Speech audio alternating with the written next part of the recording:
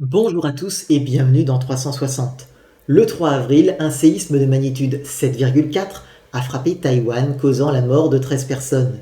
Avant toute chose, et même s'il est peu probable qu'il voie cette vidéo, mes condoléances les plus sincères aux proches des victimes. Cette semaine, je vous propose de nous intéresser à la géologie de la région afin de mieux comprendre d'où vient ce séisme, car Taïwan est une petite bizarrerie où une plaque continentale a fini par subducter sous un océan. La plaque philippine est une plaque dont l'histoire est assez facile à lire rien qu'en regardant sa carte géologique.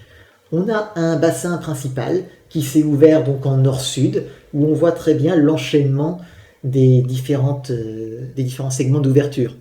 Une plaque océanique, en fait, elle s'ouvre à partir d'une dorsale, en règle générale, et cette dorsale, en fait, on a la mise en place de segments de croûte de part et d'autre, qui sont progressivement décalés, alors que de nouveaux segments viennent se mettre en place dans la déchirure et se décaler à leur tour. Si on regarde au sud de la plaque, on voit qu'elle a une connexion un petit peu complexe avec la plaque indonésienne, enfin les plaques indonésiennes au sens large, plaque de la sonde notamment. Et on voit par contre qu'à l'est, elle est au contact avec le Pacifique qui subducte sous elle. Jusque-là, rien de bien compliqué. On va vers le nord, toujours quelque chose d'assez simple. On a la plaque philippine, une plaque océanique qui subducte sous le Japon, donc sous l'Eurasie. Par contre, quand on arrive ici, la situation devient un peu plus complexe. Je vais laisser donc quelques secondes ça de côté et vous faire l'histoire de la plaque d'abord dans son ensemble. Le bassin le plus ancien, aujourd'hui en subduction, est facile à lire. C'est comme je le disais, le bon vieux code-barre océanique. Quand le bassin était actif, la dorsale a produit des magmas qui ont formé de nouveaux segments de croûte qui repoussaient les anciens. Dans le même temps, le Pacifique s'est mis à subducter sous la plaque philippine, ce qui a conduit à la formation d'un arc volcanique sur la bordure. Il se trouverait ici, sur cette reconstitution, ou là, sur celle-ci. Le truc, c'est que la subduction du Pacifique a commencé à reculer. Le recul de la subduction, j'en parle régulièrement sur cette chaîne. Si vous avez suivi mes autres vidéos, vous commencez à être habitué à ce genre d'histoire. Et vous savez que ce qui est à suivre, c'est l'ouverture d'un bassin arrière-arc. Et effectivement, ce bassin qui est ici aujourd'hui, qui est là sur cette reconstitution, ici, c'est en fait un bassin qui s'est ouvert suite au recul de la subduction pacifique. Et avec le temps, on a même eu une nouvelle déchirure qui s'est faite dans la portion sud avec l'ouverture d'un second bassin arrière-arc. À l'est, la subduction a conduit à la formation d'une archipel, les Philippines, qui du coup ne sont pas situées sur la plaque à laquelle ils donnent leur nom. En gros, les Philippines sont un énorme arc volcanique qui est plus ou moins isolé des plaques voisines. La portion sud est un peu plus rattachée à la famille des plaques indonésiennes, tandis que la portion nord est un peu plus solidaire de la plaque philippine, pour le coup.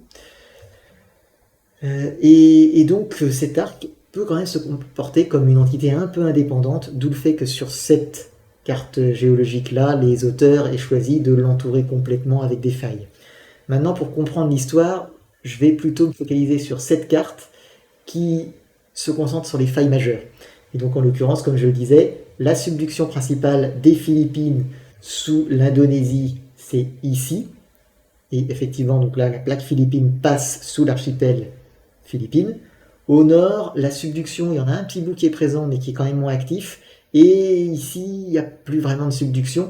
En fait, cette portion de l'archipel philippine est plus ou moins solidaire de la plaque philippine. Et c'est à côté que se trouve la subduction. Alors à côté, en l'occurrence, c'est la mer de Chine méridionale. Et la mer de Chine méridionale, elle existe depuis relativement longtemps. Même si dans le temps, on a parlé plutôt de la proto-mer de Chine méridionale. Donc la proto-mer de Chine méridionale s'est mise à subducter sous la plaque philippine. Et la mer de Chine a ensuite continué. Le truc, c'est que cette mer de Chine méridionale, elle est solidaire de la plaque eurasiatique. Sa limite avec la plaque eurasiatique, c'est une marge passive. Il n'y a pas de subduction, les deux sont liés entre elles.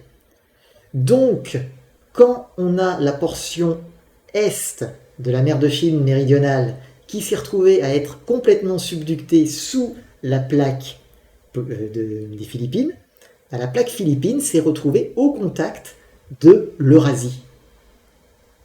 Et l'Eurasie a commencé à subducter un petit peu sous la plaque philippine. Autrement dit, une plaque continentale qui passe sous un océan. Ça ne peut pas durer. Les plaques océaniques sont celles qui sont censées passer au-dessous parce que c'est une question de physique. La plaque continentale est trop légère pour partir en subduction, comme je l'ai expliqué dans une de mes vidéos précédentes sur la dynamique terrestre. Et justement, ce qui va se passer, c'est qu'en fait, la plaque va se déchirer. La portion océanique va continuer de partir en subduction, et pendant ce temps, en surface, ça va arriver, mais ce qui arrive déjà, c'est que la plaque continentale est en train de faire une collision avec la plaque océanique, en fait. On n'est plus dans la subduction, on est dans le serrage, on est dans la formation de la chaîne de montagnes. Et donc, à terme, comme je disais, il va y avoir cette déchirure. Mais, petite subtilité, cette déchirure ne va pas forcément être nette. Elle va potentiellement emporter une portion de la marge européenne qui, elle, était continentale. Cette portion va partir en subduction avec la plaque océanique. La conséquence, c'est donc que cette portion de la plaque continentale va être perdue, elle va être détruite.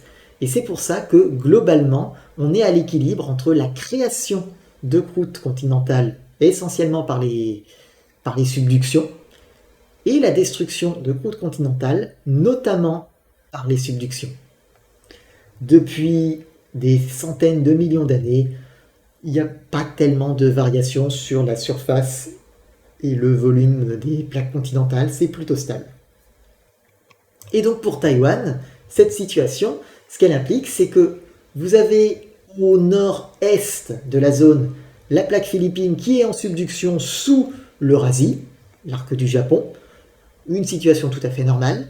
Vous avez à l'ouest la subduction de l'Eurasie et de la mer de Chine septentrionale, méridionale, sous Taïwan, qui est la subduction océanique sous l'océan, ça va. La subduction continentale sous l'océan, là, c'est une situation plus perturbante. Et surtout, c'est une situation qui ne peut pas durer et qui est déjà en train de s'arrêter. Comme je dis, ici, maintenant, vous êtes passé dans une zone de collision. Mais avant d'arriver à la collision, il y avait quand même un bassin océanique qui a subducté. Il y a eu donc tous les sédiments de la plaque qui ont été raclés, en tout cas une bonne partie. Et ces sédiments qui se sont accumulés, ils ont formé un prisme d'accrétion, comme je l'expliquais dans ma short, qui est tellement grand qu'il a formé une île plutôt montagneuse. C'est pas le seul prisme d'accrétion qui dépasse dans le monde, il y a aussi la Barbade dans les Caraïbes qui en est un. Et donc, voilà, 2 subductions en présence, et en plus, le fait que il va bien falloir qu'une troisième subduction se développe au sud de Taïwan, et la zone est déjà en train de se déformer, c'est en train d'être étudié. Voilà pourquoi la région de Taïwan a une géologie extrêmement complexe, et voilà pourquoi on a des subductions qui peuvent causer des séismes catastrophiques, et aussi du volcanisme.